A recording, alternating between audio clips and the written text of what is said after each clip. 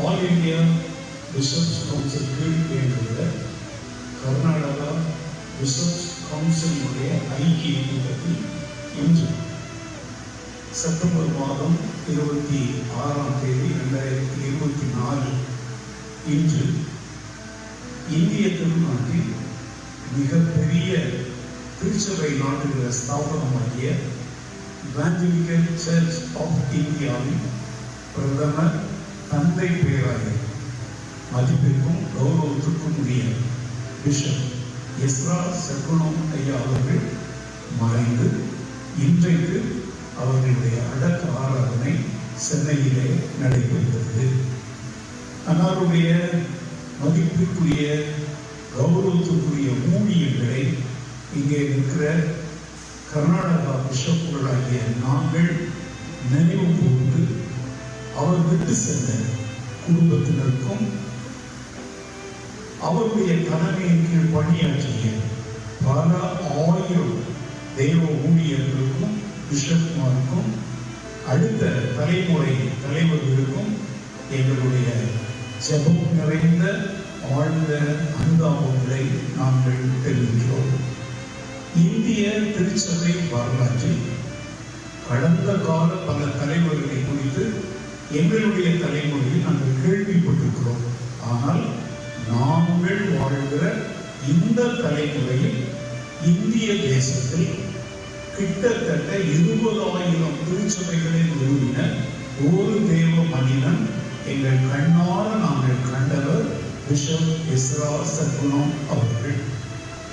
அந்த ECA திருச்சபைகள் இந்தியாவில் மாத்திரமல்ல, தென்கிழக்கு ஆசிய நாடுகளிலும் இவாஞ்சலிக்கல் சர்ச் ஆஃப் இந்தியா என்பது போல இவாஞ்சலிக்கல் சர்ச் ஆஃப் கொரியா என்கிற அது போன்ற ஒவ்வொரு நாட்டின் பெயர்களும் கூட அது நிறுவப்பட்டுள்ளது. வெளிநாட்டிலிருந்து மிஷனரிகள் இந்தியாவுக்கு வந்து திருச்சபை நிறுவன வரலாறு ஒரு காலம். ஆனால் தந்தை பேராயர் பிஷப் எஸ்ரா சர்க்குணம் அவர்கள் மூலம் இந்தியாவிலிருந்து வெளிநாடுகளில் சென்று இந்த இவாஞ்சலிக்கல் சர்ச்சஸ் நிறுவப்பட்ட ஒரு புதிய அத்தியாயத்தை அவருடைய காலத்தில் தான் கர்த்தர் எழுப்பியிருக்கிறார்.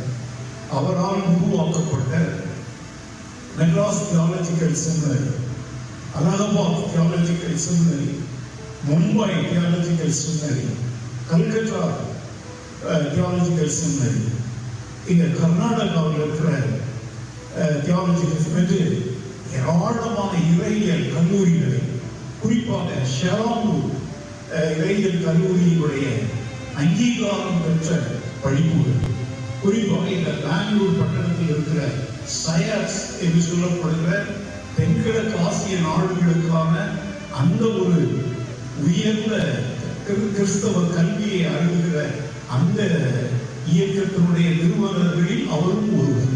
இப்படிப்பட்ட ஒரு கனத்திற்குரிய தேவ மனிதனை இந்திய தேசம், இந்திய திருச்சபைகள் இழந்திருப்பது ஒரு நஷ்டமானாலும் அவர் தன்னுடைய பூரண வயதில் 86 வயதில் கர்த்தருடைய ராஜ்யத்துக்குள் பிரவேசித்திருக்கிறார். அவருடைய வாழ்க்கை தேவ தாசர்களாகிய இந்த இந்திய தேசத்தை கிறிஸ்துவுக்காக ஆதாயம் செய்ய துடித்துக் கொண்டிருக்கிற பல்லாயிரம் ஊழியர்களுக்கும் பிஷப்மார்களுக்கும் திருச்சபைகளுக்கும் ஒரு சவாலாக இருக்கட்டும், இருக்கும் என்று நாங்கள் நம்புகிறோம். இங்கே கர்நாடக பிஷப்ஸ் கவுன்சில் சார்பாக நாங்கள் எங்களுடைய அன்பையும் அனுதாபத்தையும் ECA ஸ்தாபனத்திற்கு தெரிவித்துக் கொள்கிறோம்.